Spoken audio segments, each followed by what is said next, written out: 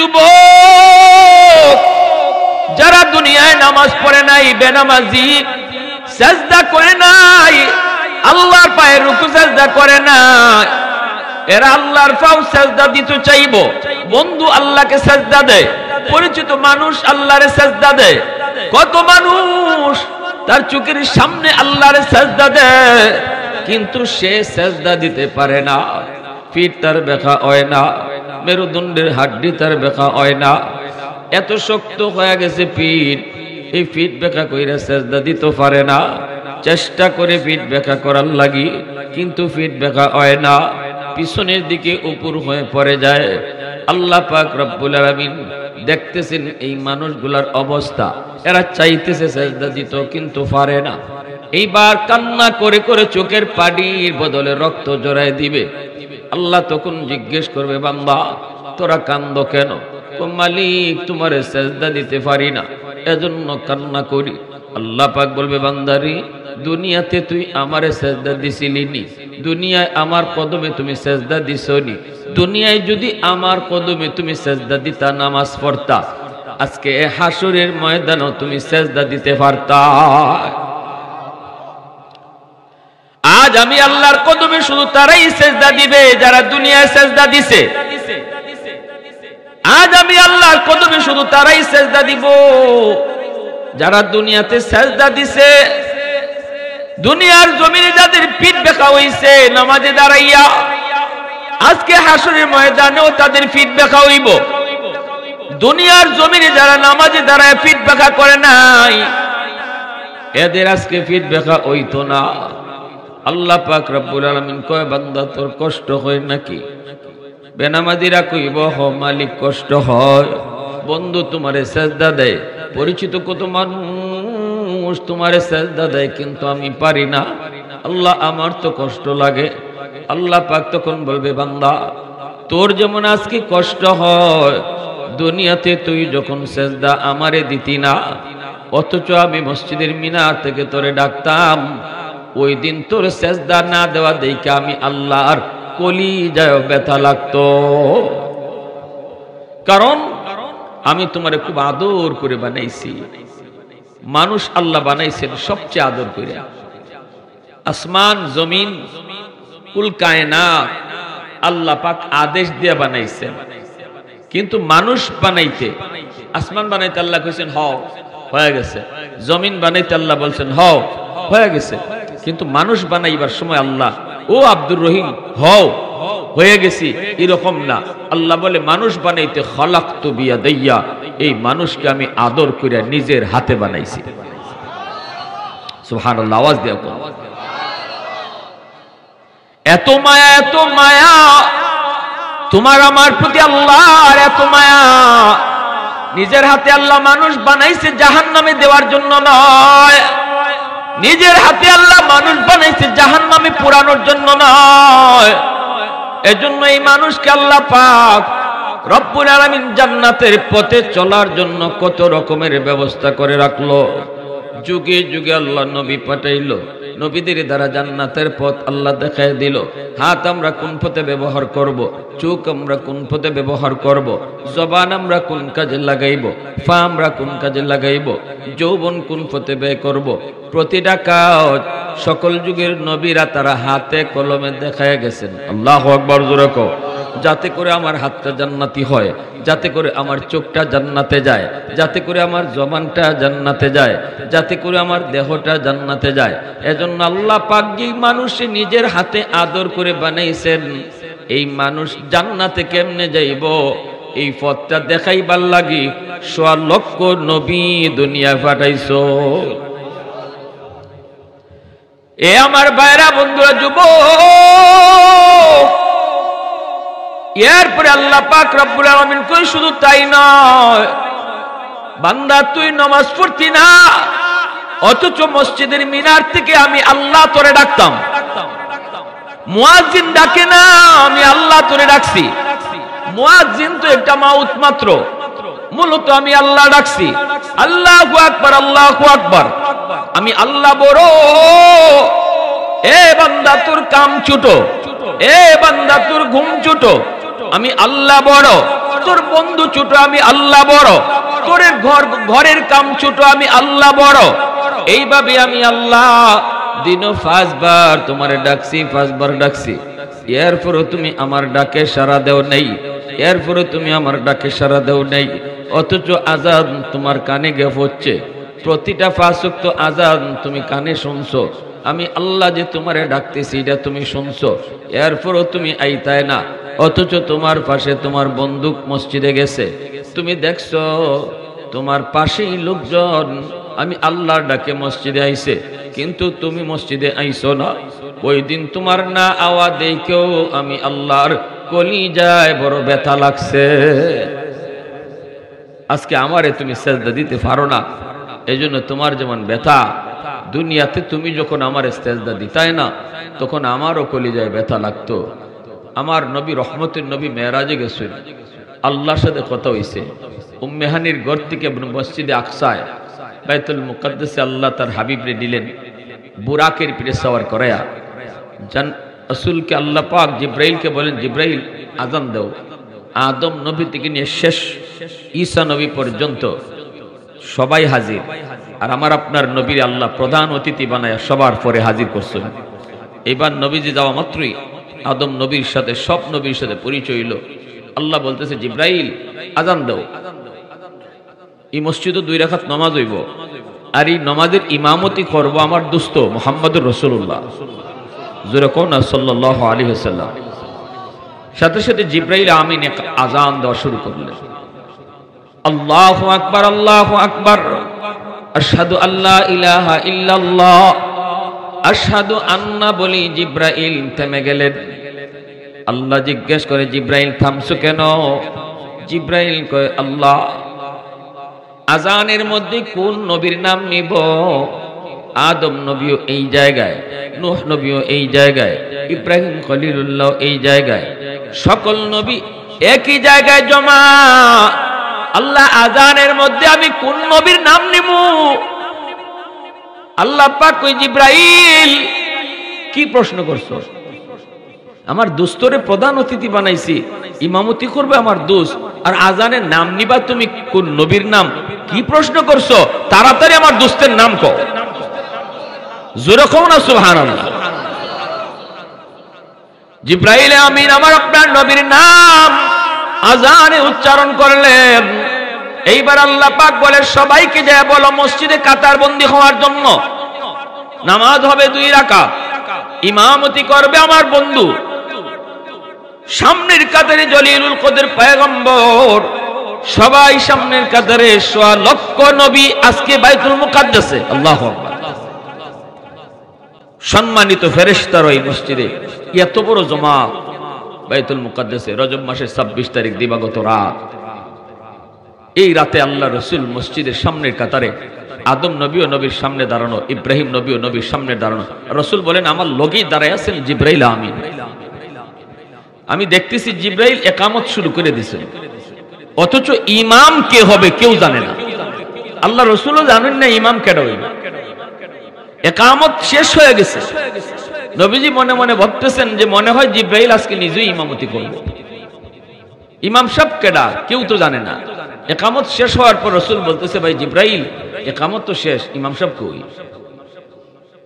জিব্রাইল আমিন আমার আপনার নবীর হাত মোবারক আস্তে করে আদবের সাথে ধরলেন, দইরা মুচকি হাসি দিয়া নবীকে আস্তে করে টান দিয়া ইমামের জায়গায় দাঁড় করায় বলেন, নবী গো, আজকে এত বড় জামাতের ইমামতি আল্লাহ আপনাকে দান করেছে। একটু আওয়াজ দিয়ে কও না সুবহানাল্লাহ। तकबीर में कलमा में नमाजों में अज़ा में, तकबीर में कलमा में नमाजों में अज़ा में, है नाम इलाही से मिला नाम मोहम्मद, है नाम इलाही से मिला नाम मोहम्मद। फरमाते ही आदम को मुझे कुल्दतरी में लकहा हुआ तो बाबे मिला नाम मोहम्मद, लकहा हुआ तो बाबे मिला नाम मोहम्मद। महबूब ने कहा सल्ले अला नाम मोहम्मद, आको की जिया दिल की जिला नाम मोहम्मद आको की जिया दिल की जिला नाम मोहम्मद आवाज दिया कोन अल्लाहु আকবার আমার ভাইরা বন্ধুরা নবীজি ইমামতি করলেন এরপরে আল্লাহ পাক রব্বুল আলামিন জিবরাইল মারফতে নবীকে প্রথম আকাশ দ্বিতীয় আকাশ তৃতীয় আকাশ সপ্ত আকাশ পাড়ি দিয়া সিদরাতুল মুনতাহা পাড়ি দিয়া আল্লাহ পাকের দাঁড়াদাঁড়ি লয়ে গেলেন এইবার আল্লাহর কাছ থেকে নবী বিদায় নিবেন কিন্তু নবী কয় মালিক আমার উম্মত মেরাজ করব কেমন করে আমি তো মেরাজ করলাম কিন্তু উম্মত কেমন করে মেরাজ করব আল্লাহ পাক রব্বুল আলামিন কয় উম্মতের মেরাজের জন্য 50 ওয়াক্ত নামাজ দিয়ে দিলাম নবীজি 50 ওয়াক্ত নামাজ পাইছেন নামাজের মধ্যে নমাজি আল্লাহর লগে কথা কইব নমাজে কার লগে কথা কয় রাসূল বলেন মুসাল্লি ইউনাজি রব্বা নামাজে আল্লাহর লগেই কথা কয় এইবার নবীজি খুশি হয়ে চলে আসবেন কিন্তু আল্লাহ পাকের মন মানে না বন্ধু চলে যায় আল্লাহর মন মানে না আল্লাহর মন চায় বন্ধুরে আরো কিছু সময় দেখব বন্ধুর লগে আরো কিছু সময় কথা কইব কিন্তু বন্ধু তো খুশি হয়ে যাইতেছে আল্লাহ কয় মূসা আমার বন্ধুরে আরো কিছু সময় আমি দেখব কথা কইব তুমি বুঝায় শুনে আমার দোস্তরে ফিরত পাঠায় দিও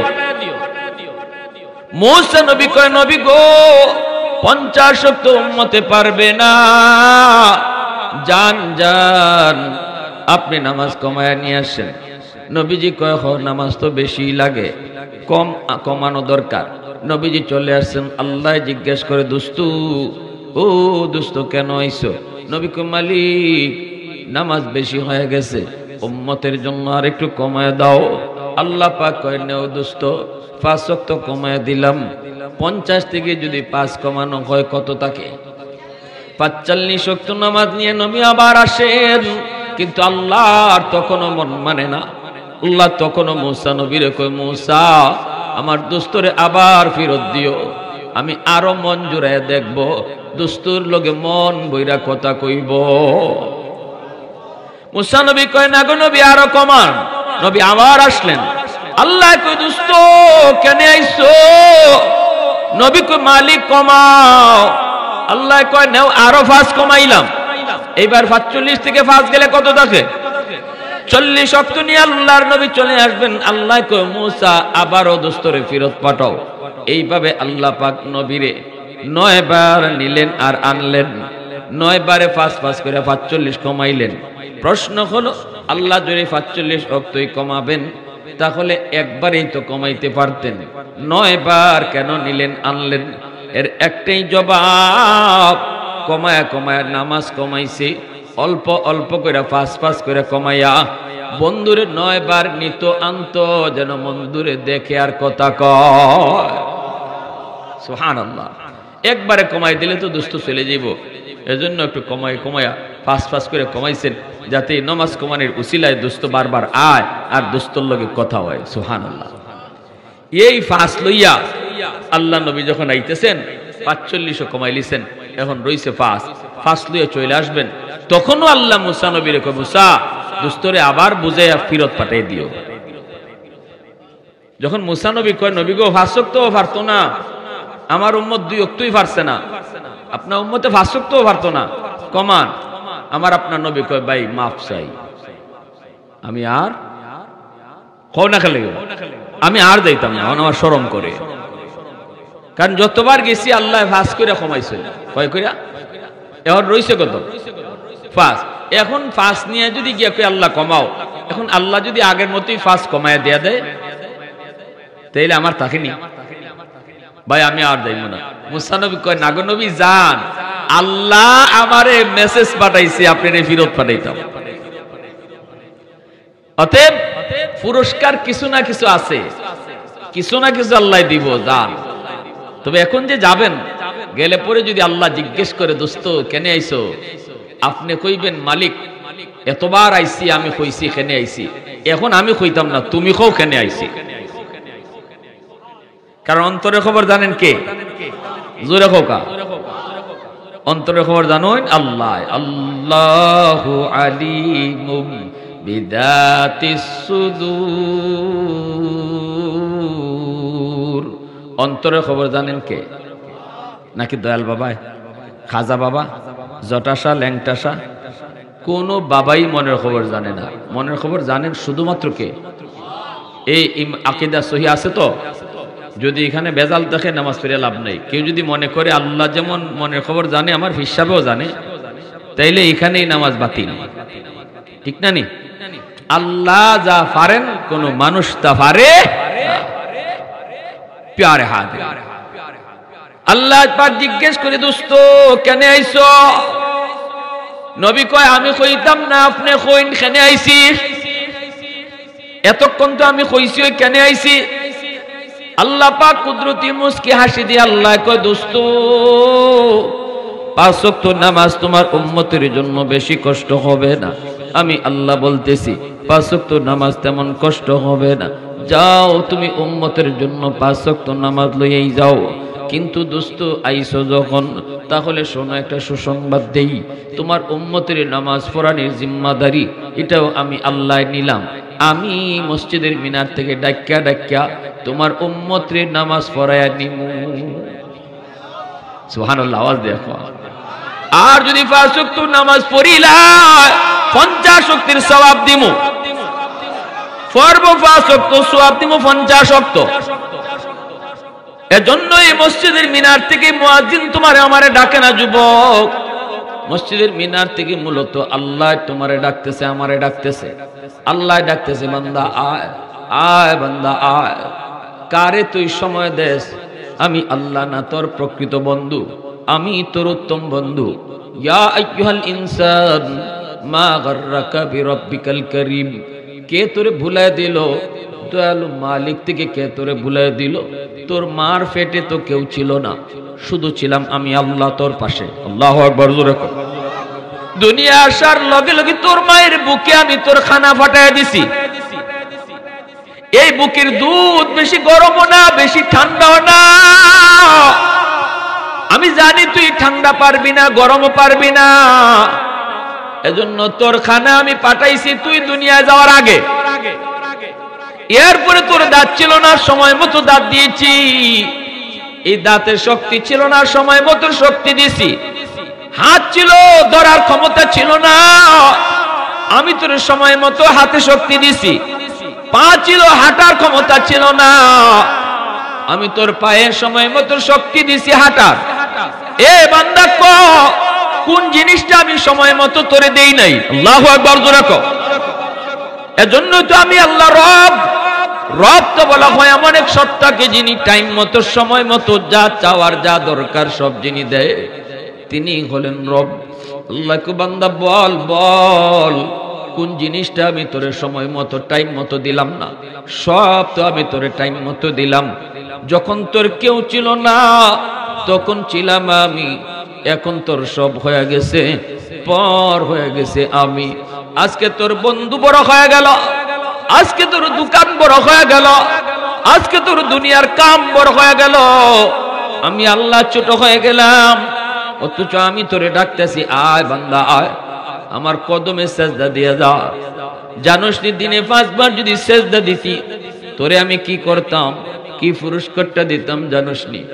ইউসুফ আলাইহিস সালাম, জুলেখা ইউসুফ নবীরে 7টা গেইটের ভিতরে নিয়ে হারাইছে। হারায় কয়, ইউসুফ হাই তালাক, আসো আমার মনের ইচ্ছা পূরণ করো। ইউসুফ নবীকে, ইন্নী মাআযাল্লাহ, আমি আল্লাহর আশ্রয় চাই।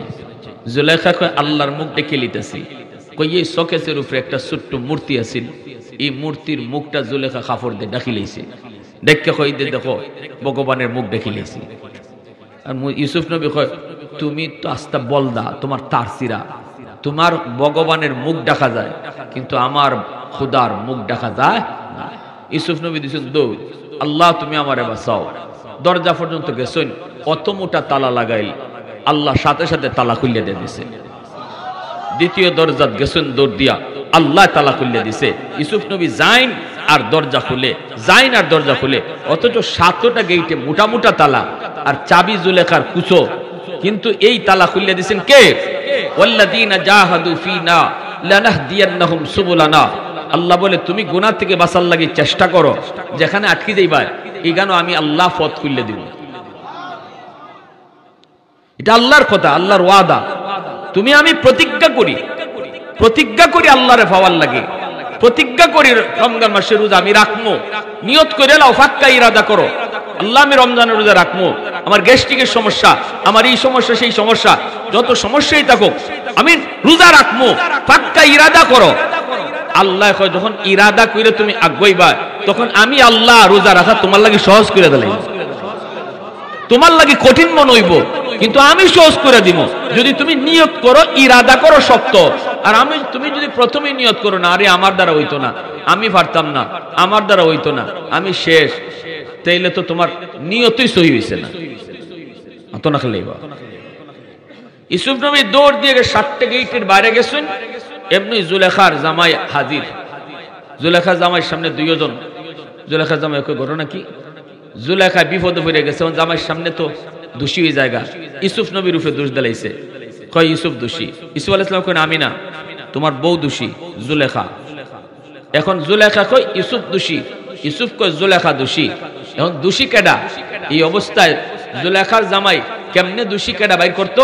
ছোট্ট একটা দুধের বাচ্চা, মার কুলো থেকে দুধের বাচ্চা মাতেনি, বিয়ানীবাজারে দুধের বাচ্চা মাতেনি, দুধের বাচ্চা মাতে না।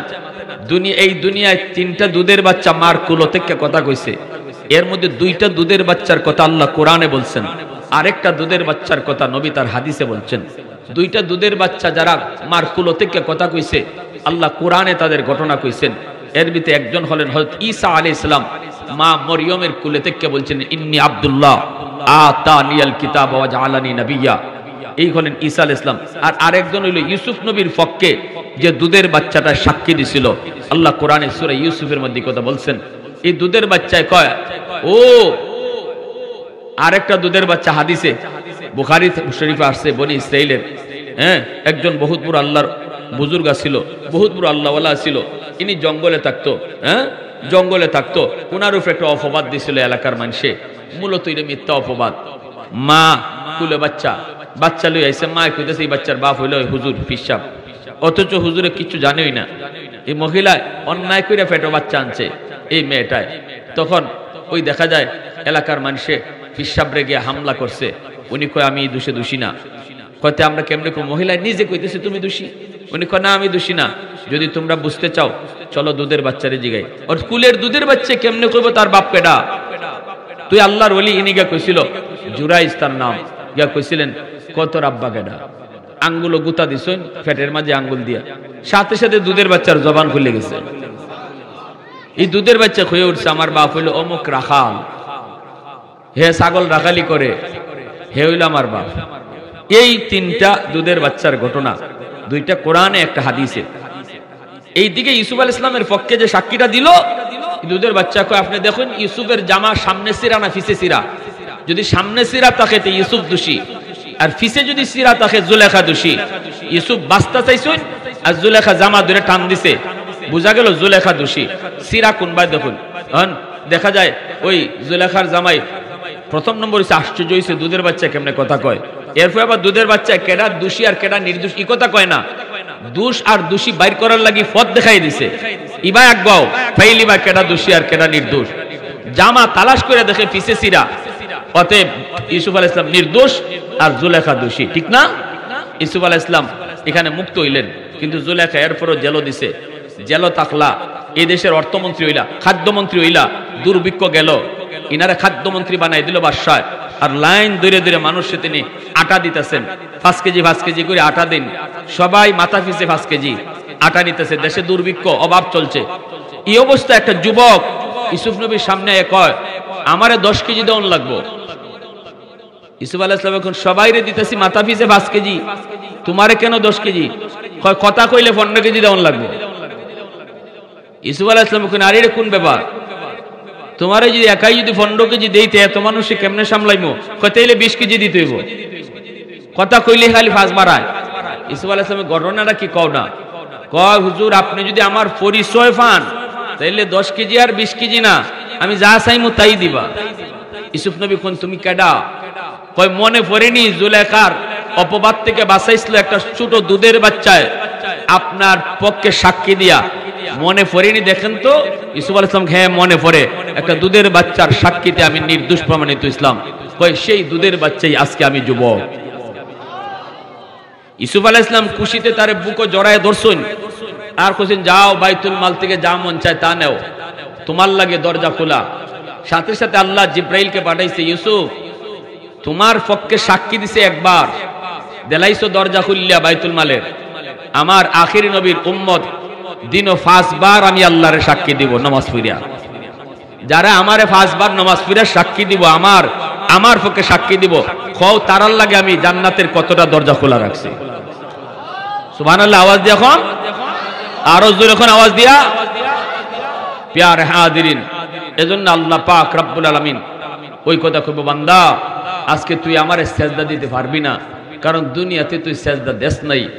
দুনিয়ায় যদি আমারে সেজদা দিতি তাহলে আজকে তুই এই হাসরের মাঠেও সেজদা দিতে পারতি। চোখের পানির বদলে রক্ত বের হবে, এরপর আল্লাহ পাকের মায়া লাগবে না, দয়া লাগবে না। বেনামাজির প্রতি আল্লাহর কোনো মায়া নাই, কোনো দরদ নাই। আল্লাহ পাক বলবে, বান্দা কান্না করে লাভ নাই।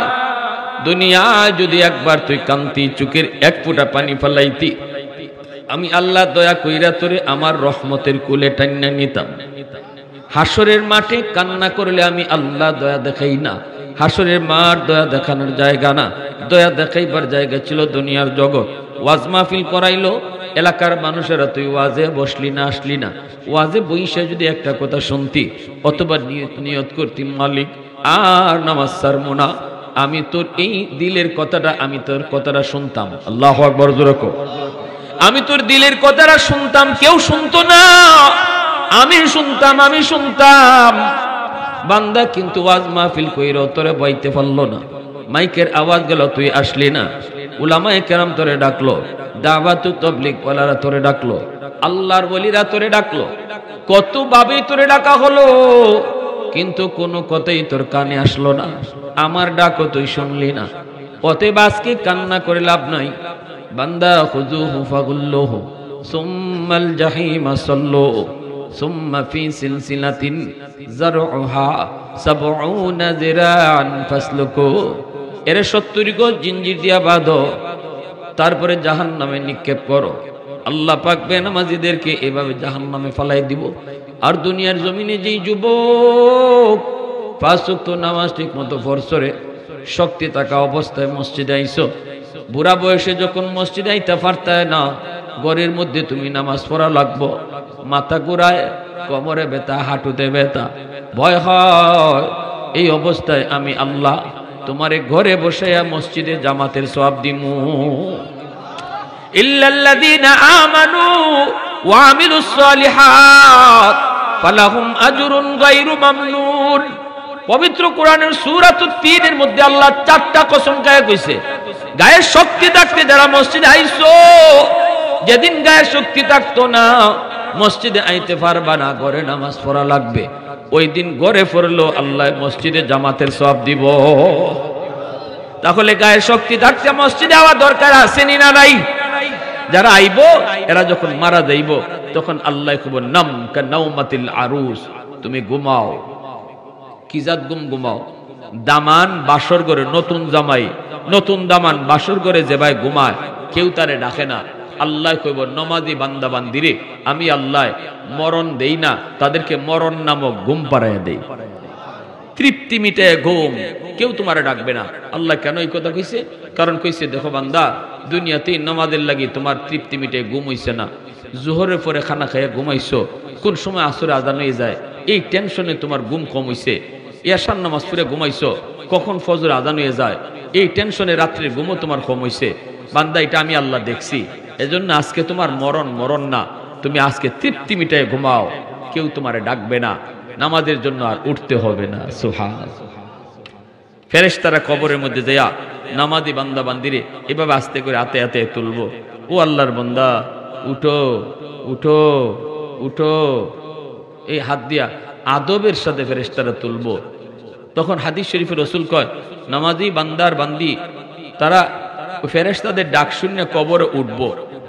এই অবস্থায় চোখ কসলাইতে কসলাইতে উঠবো। সুবহানাল্লাহ জোরে হোকা। ঘুম থেকে আমরা যেভাবে উঠি চোখ কসলে উঠি না, এভাবে নমাজি কবরে ফেরেশতাদের ডাকে চোখ কসলে উঠবো, উঠতে দেখবো সূর্য লাল দেখা যায়।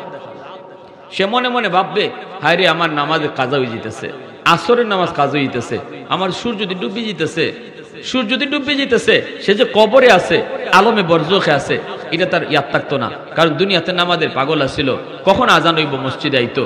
এজন্য কইব, তোমরা কেডা, তাড়াতাড়ি হরো। ফেরেশতারা কই, হরো, আমার আসরের টাইম দিতেছি, আমি নামাজ পড়তাম। ফেরেশতারা কইব, আল্লাহর বান্দা, এটা আলমে বরজখ, এটা কবর জগৎ, এখানে নামাজ লাগবে না। আমরা তিনটা প্রশ্ন করার জন্য এসেছি। এক নাম্বার প্রশ্ন, মার রাব্বুকা ওয়া মা দীনুকা ওয়া মান হাদার রাজুল আল্লাযী বুইসা ফীকুম ইউকালু লাহু মুহাম্মদ। রব তোমার কে, ধর্ম তোমার কি, আর নবীকে দেখায় বলবে ইনি কে, যাকে তোমাদের মাঝে পাঠানো হয়েছিল। এই তিনটা প্রশ্ন কবরের মধ্যে তোমারে আমারে সবাই রে করবে রে যুবক। ফেরেশতারা তখন বলবে, আল্লাহর বান্দা কও, আমরা তিনটা প্রশ্ন করার জন্য এসেছি। ফেরেশতাদের এই কথা শোনার পরেও সে বিশ্বাস করবে না। নবীজি বলেন, সে ফেরেশতাদেরকে ধাক্কা দিয়া কবরে নামাজে দাঁড়ায় যাবে।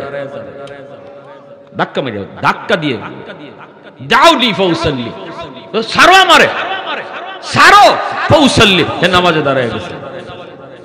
ফেরেশতারা কয়, আল্লাহ কার কাছে পাঠাইছো তুমি আমরা রে? প্রশ্ন করতাম, প্রশ্ন শুনবো দূরের কথা, তো খালি নমাজই করে। আল্লাহ পাক আমার নমাজি বান্দারে, মার রাব্বুকা, রব তোমার কে, প্রশ্ন করা লাগতো না। কারণ প্রতি রাকাতে রাকাতে রব আমার আল্লাহ এই সবক আদায় করছে। সুবহান রাব্বিয়াল আযীম, রবের সবক। সামি আল্লাহু লিমান হামিদা, রব্বানা লাকাল হামদ, রবের সবক। সুবহান রাব্বিয়াল আ'লা, সিজদাত গিয়েও রবের সবক, খারাইও রবের সবক, রুকুত গিয়েও কয় রব আমার আল্লাহ, সিজদাত গিয়েও কয় রব আমার আল্লাহ, বইয়েও কয় রব আমার আল্লাহ। তে যে নমাজি সারা জীবন নমাজের প্রতি রাকাতে রাকাতে কইছে রব আমার আল্লাহ, তারে তোমরা রব তোমার কেনা এই প্রশ্ন করে কি দাও? সুবহানাল্লাহ জোরে কও, রব তোমার কে এই প্রশ্ন করে কি করবা? এজন্য নামাজি মানুষ কবরের মধ্যে সম্মানিত ফেরেশতার ওই মসজিদে এত বড় জমা, বাইতুল মুকাদ্দাসে রজব মাসের 26 তারিখ দিবাগত রাত। এই রাতে আল্লাহ রাসূল মসজিদের সামনের কাতারে, আদম নবী ও নবীর সামনে দাঁড়ানো, ইব্রাহিম নবী ও নবীর সামনে দাঁড়ানো। রাসূল বলেন, আমার লগেই দাঁড়ায় আছেন জিবরাইল আমিন। আমি দেখতেছি জিবরাইল ইকামত শুরু করে দিয়েছেন, অথচ ইমাম কে হবে কেউ জানে না। আল্লাহ রাসূলও জানেন না ইমাম কেডা হইবে। ইকামত শেষ হয়ে গেছে, নবীজি মনে মনে ভাবতেছেন যে মনে হয় জিবরাইল আজকে নিজেই ইমামতি করবে। ইমাম সাহেব কেডা কেউ তো জানে না। ইকামত শেষ হওয়ার পর রাসূল বলতেছে, ভাই জিবরাইল, ইকামত তো শেষ, ইমাম সাহেব কই? জিবরাইল আমিন আমার আপনার নবীর হাত মোবারক আস্তে করে আদবের সাথে ধরলেন, দইরা মুচকি হাসি দিয়া নবীকে আস্তে করে টান দিয়া ইমামের জায়গায় দাঁড় করায় বলেন, নবী গো, আজকে এত বড় জামাতের ইমামতি আল্লাহ আপনাকে দান করেছে। একটু আওয়াজ দিয়ে কও না সুবহানাল্লাহ। तकबीर में कलमा में नमाजों में अज़ा में, तकबीर में कलमा में नमाजों में अज़ा में, है नाम इलाही से मिला नाम मोहम्मद, है नाम इलाही से मिला नाम मोहम्मद। फरमाते ही आदम को मुझे कुल्दतरी में लकहा हुआ तो बाबे मिला नाम मोहम्मद, लकहा हुआ तो बाबे मिला नाम मोहम्मद। महबूब ने कहा सल्ले अला नाम मोहम्मद, आका की जिया दिल की जिला नाम मोहम्मद, आका की जिया दिल की जिला नाम मोहम्मद। आवाज दिया कोन अल्लाहु আকবার। আমার ভাইরা বন্ধুরা, নবীজি ইমামতি করলেন। এরপরে আল্লাহ পাক রব্বুল আলামিন জিবরাইল মারফতে নবীকে প্রথম আকাশ, দ্বিতীয় আকাশ, তৃতীয় আকাশ, সপ্তম আকাশ পাড়ি দিয়া সিদরাতুল মুনতাহা পাড়ি দিয়া আল্লাহ পাকের দাঁড়াদাঁড়ি লয়ে গেলেন। এইবার আল্লাহর কাছ থেকে নবী বিদায় নিবেন, কিন্তু নবী কয় মালিক আমার উম্মত মেরাজ করব কেমন করে? আমি তো মেরাজ করলাম, কিন্তু উম্মত কেমন করে মেরাজ করব? আল্লাহ পাক রব্বুল আলামিন কয় উম্মতের মেরাজের জন্য 50 ওয়াক্ত নামাজ দিয়ে দিলাম। নবীজি 50 ওয়াক্ত নামাজ পাইছেন। নামাজের মধ্যে নমাজি আল্লাহর লগে কথা কইব। নমাজে কার লগে কথা কয়? রসুল বলেন মুসল্লি ইউনাজি রব্বা, নামাজে আল্লাহর লগেই কথা কয়। এইবার নবীজি খুশি হয়ে চলে আসবেন, কিন্তু আল্লাহ পাকের মন মানে না। বন্ধু চলে যায়, আল্লাহর মন মানে না। আল্লাহর মন চায় বন্ধুরে আরো কিছু সময় দেখব, বন্ধুর লগে আরো কিছু সময় কথা কইব, কিন্তু বন্ধু তো খুশি হয়ে যাইতেছে। আল্লাহ কয় মূসা আমার বন্ধুরে আরো কিছু সময় আমি দেখব, কথা কইব, তুমি বুঝায় শুনে আমার দোস্তরে ফিরত পাঠায় দিও। মূসা নবী কয় নবী গো 50 ওয়াক্ত উম্মতে পারবে না, যান আপনি নামাজ কমায় নিয়ে আসেন। নবীজি কয় নামাজ তো বেশি লাগে, কমানো দরকার। নবীজি চলে আসছেন। আল্লাহ জিজ্ঞেস করে দোস্ত কেন আইছো? নবী কয় মালিক নামাজ বেশি হয়ে গেছে, উম্মতের জন্য আর একটু কমায় দাও। আল্লাহ পাক কয় নেও দোস্ত 5 ওয়াক্ত কমায় দিলাম। 50 থেকে যদি 5 কমানো হয় কত থাকে? 45 ওয়াক্ত নামাজ নিয়ে নবী আবার আসেন, কিন্তু আল্লাহর তখনও মন মানে না। আল্লাহ তখনও মূসা নবীরে কয় মূসা আমার দোস্তরে আবার ফেরত দিও, আমি আরো মন জুড়ায় দেখব, দোস্তর লগে মন বইরা কথা কইব। মূসা নবী কয় না গো নবী আরো কমান। নবী আবার আসলেন। আল্লাহ কয় দোস্ত কেন আইছো? নবী কয় মালিক কমাও। আল্লাহ কয় নাও আরো 5 কমাইলাম। এইবার 45 থেকে 5 গেলে কত থাকে? 40 ওয়াক্ত নিয়ে আল্লাহর নবী চলে আসবেন। আল্লাহ কয় মূসা আবারও দোস্তরে ফেরত পাঠাও। এইভাবে আল্লাহ পাক নবীরে 9 বার নিলেন আর আনলেন। 9 বারে 5 করে 45 কমাইলেন। প্রশ্ন হলো আল্লাহ যদি 45 ওয়াক্তই কমাবেন তাহলে একবারেই তো কমাইতে পারতেন, 9 বার কেন নিলেন আনলেন? এর একটাই জবাব, কমায়া নামাজ কমাইছে, অল্প করে 5 করে কমাইয়া বন্ধুরে 9 বার নিত আনত, যেন বন্ধুরে দেখে আর কথা কয়। সুবহানাল্লাহ। একবারে কমাই দিলে তো দুষ্ট চলে যাইব, এজন্য একটু কমায়া 5 করে কমাইছেন, যাতে নামাজ কমানোর উসিলায় দুষ্ট বারবার আয় আর দুস্তর লগে কথা হয়। সুবহানাল্লাহ। এই 5 লইয়া আল্লাহ নবী যখন আইতেছেন 45 কমাই লিছেন, এখন রইছে 5 লইয়া চলে আসবেন। তখনও আল্লাহ মূসা নবীরে কয় মূসা দুস্তরে আবার বুঝাইয়া ফিরত পাঠাই দিও। যখন মূসা নবী কয় নবী গো 5 ওয়াক্তও পারতো না, আমার উম্মত 2 ওয়াক্তই পারছে না, আপনার উম্মতে 5 ওয়াক্তও পারতো না, কমান। আমার আপনার নবী কয় ভাই মাফ চাই, আমি আর না খেলে আমি আর যাইতাম না, আমার শরম করে। কারণ যতবার গেছি আল্লাহ 5 করে কমাইছে। কয় কইরা? এখন রইছে কত? 5। এখন 5 নিয়ে যদি গিয়ে কই আল্লাহ কমাও, এখন আল্লাহ যদি আগের মতোই 5 কমায় দেয়া দেয় তাইলে আমার থাকেনি ভাই, আমি আর যাইব না। মূসা নবী কয় না গো নবী যান, আল্লাহ আমারে মেসেজ পাঠাইছে আপনারে ফিরত পাঠাইতাম। অতএব পুরস্কার কিছু না কিছু আছে, কিছু না কিছু আল্লাহ দিব, যান। তবে এখন যে যাবেন, গেলে পরে যদি আল্লাহ জিজ্ঞেস করে দোস্ত কেন আইছো, আপনি কইবেন মালিক এতবার আইছি, আমি কইছি কেন আইছি, এখন আমি কইতাম না তুমি কও কেন আইছি। কারণ অন্তরের খবর জানেন কে? জোরে খোকা, অন্তরের খবর জানেন আল্লাহ। আল্লাহু আলিমুম বিদাতিস সুদূর। অন্তরের খবর জানেন কে? নাকি দয়াল বাবা, খাজা বাবা, জটাশা, ল্যাংটাশা? কোন বাবাই মনের খবর জানে না। মনের খবর জানেন শুধুমাত্র কে? এই আকীদা সহি আছে তো?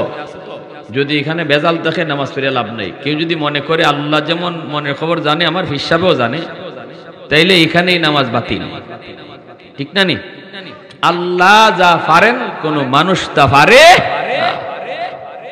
প্যারে হাত আল্লাহ পাক জিজ্ঞেস করে দোস্ত কেন আইছো নবী কয় আমি কইতাম না আপনি কইন কেন আইছি এতক্ষণ তো আমি কইছি কেন আইছি আল্লাহ পাক কুদরতি মুস্কি হাসি দিয়ে আল্লাহ কয় দোস্ত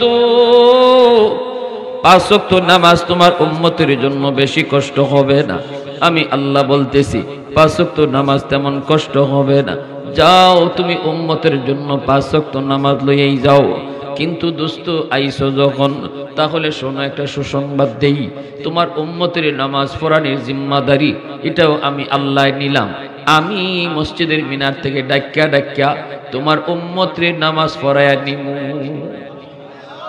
সুবহানাল্লাহ আওয়াজ দেখো আর যদি 5 ওয়াক্ত নামাজ পড়িলা 50 ওয়াক্তের সওয়াব দিমু পড়ব 5 ওয়াক্ত সওয়াব দিমু 50 ওয়াক্ত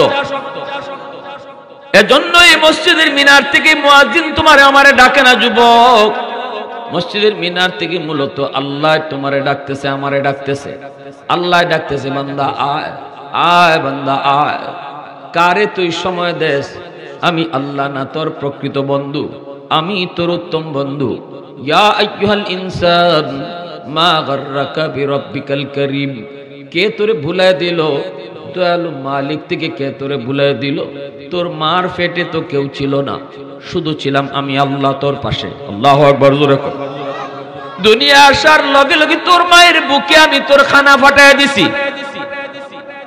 এই বুকের দুধ বেশি গরমও না বেশি ঠান্ডাও না আমি জানি তুই ঠান্ডা পারবি না গরমও পারবি না এজন্য তোর খানা আমি পাঠাইছি তুই দুনিয়া যাওয়ার আগে এরপরে তোর দাঁত ছিল না সময় মতো দাঁত দিয়েছি এই দাঁতের শক্তি ছিল না সময় মতো শক্তি দিয়েছি হাত ছিল ধরার ক্ষমতা ছিল না আমি তোর সময় মতো হাতে শক্তি দিছি পা ছিল হাঁটার ক্ষমতা ছিল না আমি তোর পায়ে সময় মতো শক্তি দিছি হাঁটার এ বান্দা কোন জিনিসটা আমি সময় মতো তোরে দেই নাই আল্লাহু আকবার জোরে কও এজন্য তো আমি আল্লাহ রব রব তো বলা হয় এমন এক সত্তাকে যিনি টাইম মতো সময় মতো যা চাওয়ার যা দরকার সব যিনি দেয় তিনি হলেন রব আল্লাহকে বান্দা বল বল কোন জিনিসটা আমি তোরে সময় মতো টাইম মতো দিলাম না সব তো আমি তোরে টাইম মতো দিলাম যখন তোর কেউ ছিল না তখন ছিলাম আমি এখন তোর সব হয়ে গেছে পর হয়ে গেছে আমি আজকে তোর বন্ধু বড় হয়ে গেল আজকে তোর দোকান বড় হয়ে গেল আজকে তোর দুনিয়ার কাম বড় হয়ে গেল আমি আল্লাহ ছোট হয়ে গেলাম অথচ আমি তোরে ডাকতেছি আয় বান্দা আয় আমার কদমে সেজদা দিয়ে যা জানোস নি দিনে 5 বার যদি সেজদা দিতি তোরে আমি কি করতাম কি পুরস্কারটা দিতাম জানোস নি ইউসুফ আলাইহিস সালাম জুলেখা ইউসুফ নবীরে 7টা গেইটের ভিতরে নিয়ে হারাইছে হারায় কয় ইউসুফ হাই তালাক আসো আমার মনের ইচ্ছা পূরণ করো ইউসুফ নবীকে ইন্নী মাআযাল্লাহ আমি আল্লাহর আশ্রয় চাই জুলেখা কয় আল্লাহর মুখ দেখে লিতেছি কই এই শোকেসের উপরে একটা ছোট্ট মূর্তি আছিল এই মূর্তির মুখটা জুলেখা কাপড় দিয়ে ঢাকি লইছে দেখে কই দে দেখো ভগবানের মুখ ঢাকি লইছে আর ইউসুফ নবী কয় তুমি তো আস্তা বলদা তোমার তারসিরা তোমার ভগবানের মুখ দেখা যায় কিন্তু আমার খোদার মুখ দেখা যায় না ইউসুফ নবী দিছেন দৌড় আল্লাহ তুমি আমারে বাঁচাও দরজা পর্যন্ত গেছেন অত মোটা তালা লাগাইল আল্লাহ সাথে সাথে তালা খুলে দিয়ে দিছে দ্বিতীয় দরজা গেছেন দৌড় দিয়া আল্লাহ তালা খুলে দিছে ইউসুফ নবী যাইন আর দরজা খুলে যাইন আর দরজা খুলে অথচ 7টা গেইটে মোটা মোটা তালা আর চাবি জুলেখার কুচো কিন্তু এই তালা খুলে দিছেন কে ওয়াল্লাযীনা জাহাদু ফীনা লানাহদিয়ান্নাহুম সুবুলানা আল্লাহ বলে তুমি গুনাহ থেকে বাঁচার লাগি চেষ্টা করো যেখানে আটকে যাইবা এখানে আমি আল্লাহ পথ খুলে দিব এটা আল্লাহর কথা আল্লাহর ওয়াদা তুমি আমি প্রতিজ্ঞা করি আল্লাহরে পাওয়ার লাগে প্রতিজ্ঞা করি রমজান মাসের রোজা আমি রাখবো নিয়ত করে নাও পাক্কা ইরাদা করো আল্লাহ আমি রমজানের রোজা রাখবো আমার গ্যাস্ট্রিকের সমস্যা আমার এই সমস্যা সেই সমস্যা যত সমস্যাই থাকুক আমি রোজা রাখবো পাক্কা ইরাদা করো আল্লাহ কয় যখন ইরাদা করে তুমি আগাইবা তখন আমি আল্লাহ রোজা রাখা তোমার লাগি সহজ করে দিলাম, তোমার লাগি কঠিন মনে হইব কিন্তু আমি সহজ করে দিব যদি তুমি নিয়ত করো, ইরাদা করো শক্ত। আর তুমি যদি প্রথমে নিয়ত করো না, আরে আমার দ্বারা হইতো না, আমি পারতাম না, আমার দ্বারা হইতো না, আমি শেষ, তাইলে তো তোমার নিয়তই সহি হইছে না। অত না খেলেই বা ইউসুফ নবী দৌড় দিয়ে 7টে গেটের বাইরে গেছেন, এমনি জুলেখার জামাই হাজির। জুলেখা জামাইয়ের সামনে দুইজন। জুলেখা জামাই কই ঘটনা কি? জুলেখা বিপদে পড়ে গেছে, জামাইয়ের সামনে তো দোষী হয়ে জায়গা, ইউসুফ নবীর উপরে দোষ দিলাইছে, কয় ইউসুফ দোষী। ইউসুফ আলাইহিস সালাম কই আমি না, তোমার বউ দোষী জুলেখা। এখন জুলেখা কই ইউসুফ দোষী, ইউসুফ কই জুলেখা দোষী। এখন দোষী কেডা? এই অবস্থায় জুলেখার জামাই কেমনে দোষী কেডা বাইর করতো? ছোট্ট একটা দুধের বাচ্চা, মার কুলো থেকে দুধের বাচ্চা মাতেনি, বিয়ানীবাজারে দুধের বাচ্চা মাতেনি, দুধের বাচ্চা মাতে না। এই দুনিয়ায় 3টা দুধের বাচ্চা মার কুলো থেকে কথা কইছে, এর মধ্যে 2টা দুধের বাচ্চার কথা আল্লাহ কোরআনে বলছেন, আরেকটা দুধের বাচ্চার কথা নবী তার হাদিসে বলছেন। 2টা দুধের বাচ্চা যারা মার কুলো থেকে কথা কইছে আল্লাহ কোরআনে তাদের ঘটনা কইছেন।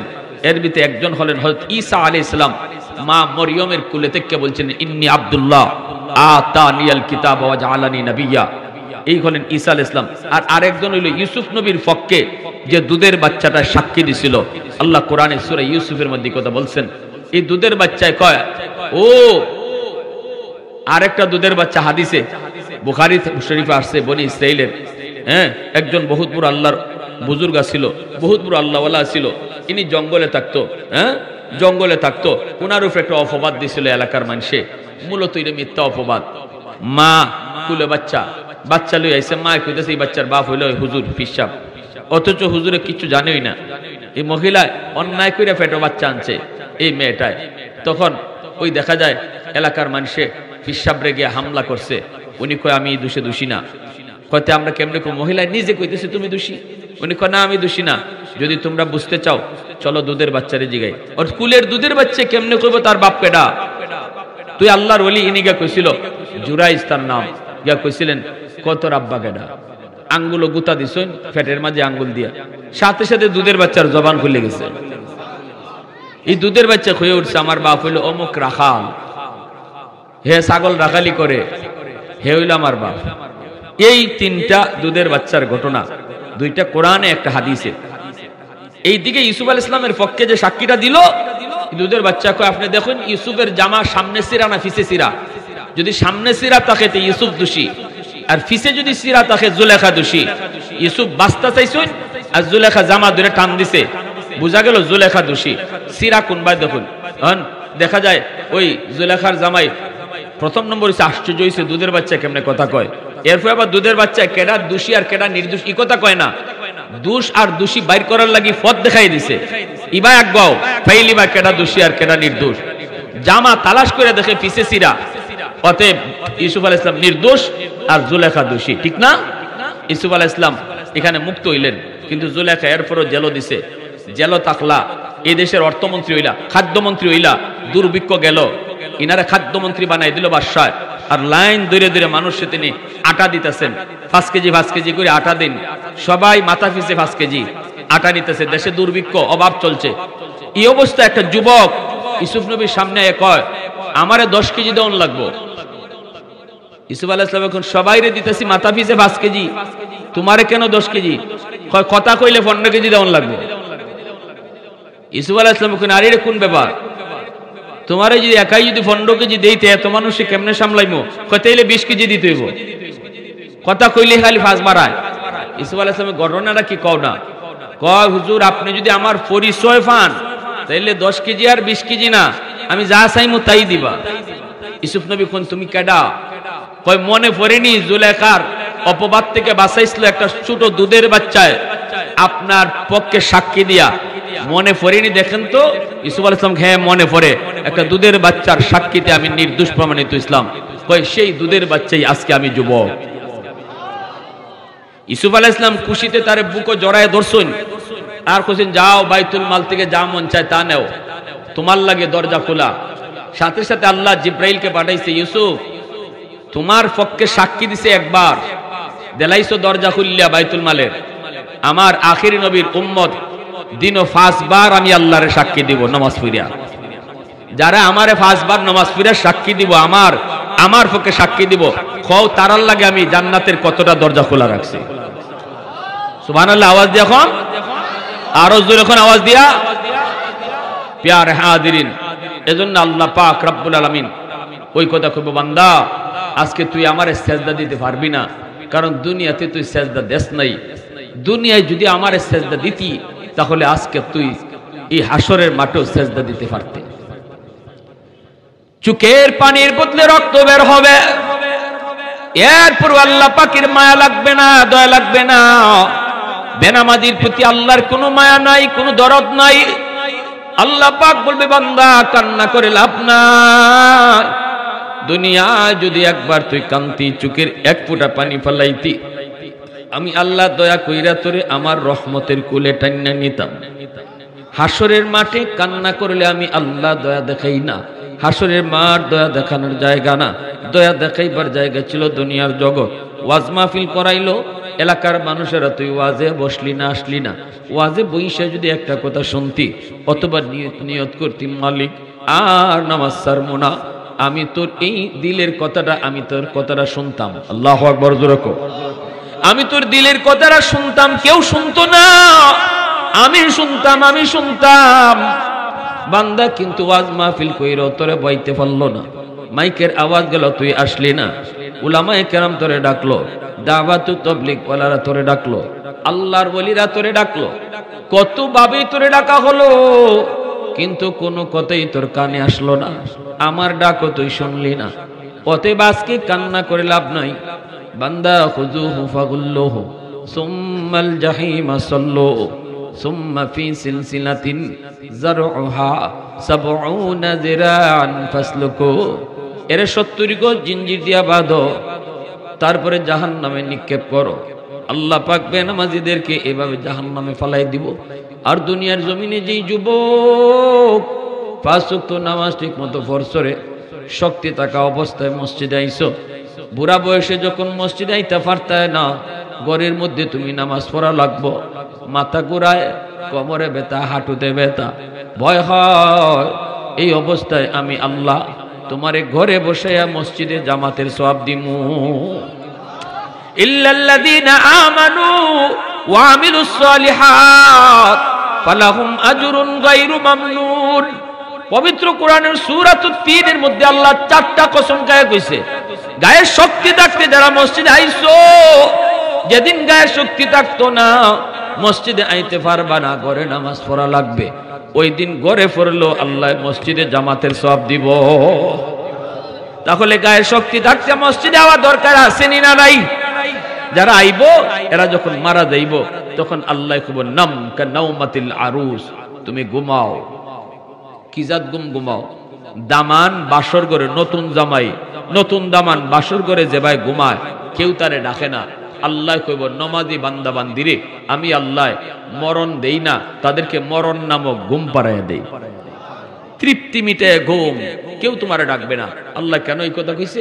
কারণ কইছে, দেখো বান্দা, দুনিয়াতে নামাজের লাগি তোমার তৃপ্তি মিটায় ঘুম হইছে না, জোহরের পরে খানা খাইয়া ঘুমাইছো, কোন সময় আসরে আজান হয়ে যায় এই টেনশনে তোমার ঘুম কম হইছে। এশার নামাজ পড়ে ঘুমাইছো, কখন ফজর আজান হয়ে যায় এই টেনশনে রাত্রির ঘুমও তোমার কম হইছে। বান্দা, এটা আমি আল্লাহ দেখছি, এজন্য আজকে তোমার মরণ না, তুমি আজকে তৃপ্তি মিটায় ঘুমাও, কেউ তোমারে ডাকবে না, নামাজের জন্য আর উঠতে হবে না। সুবহানাল্লাহ। ফেরেশতারা কবরের মধ্যে যায়া নামাজি বান্দা বান্দিরে এভাবে আস্তে করে হাতে হাতে তুলবো, ও আল্লাহর বান্দা উঠো উঠো উঠো, এই হাত দিয়া আদবের সাথে ফেরেশতারা তুলবো। তখন হাদিস শরীফে রাসূল কয়, নামাজি বান্দার বান্দি তারা ফেরেশতাদের ডাক শুনে কবরে উঠবো। এই অবস্থা নাই চোখ কসলাইতে কসলাইতে উঠবো। সুবহানাল্লাহ জোরে হোকা। ঘুম থেকে আমরা যেভাবে উঠি চোখ কসলাই উঠি না, এভাবে নামাজি কবরে ফেরেশতাদের ডাকে চোখ কসলাই উঠবো। উঠতে দেখবো সূর্য লাল দেখা যায়। সে মনে মনে ভাববে, হায় রে, আমার নামাজে কাজা হয়ে যেতেছে, আসরের নামাজ কাজা হইতেছে, আমার সূর্য যদি ডুবে যেতেছে, সূর্য যদি ডুবে যেতেছে, সে যে কবরে আছে, আলমে বরজখে আছে, এটা তার ইয়াদ থাকতো না। কারণ দুনিয়াতে নামাজের পাগল আছিল, কখন আজান হইব মসজিদে আইতো। এজন্য কইব তোমরা কেডা, তাড়াতাড়ি হরো। ফেরেশতারারে কই হরো, আমার আসরের টাইম দিতেছি, আমি নামাজ পড়তাম। ফেরেশতারা কইব আল্লাহর বান্দা, এটা আলমে বরজখ, এটা কবর জগৎ, এখানে নামাজ লাগবে না। আমরা তিনটা প্রশ্ন করার জন্য এসেছি। এক নাম্বার প্রশ্ন, মার রাব্বুকা ওয়া মা দীনুকা ওয়া মান হাদার রাজুল আল্লাযী বুইসা ফীকুম ইউকালু লাহু মুহাম্মদ। রব তোমার কে, ধর্ম তোমার কি, আর নবীকে দেখায় বলবে ইনি কে, যাকে তোমাদের মাঝে পাঠানো হয়।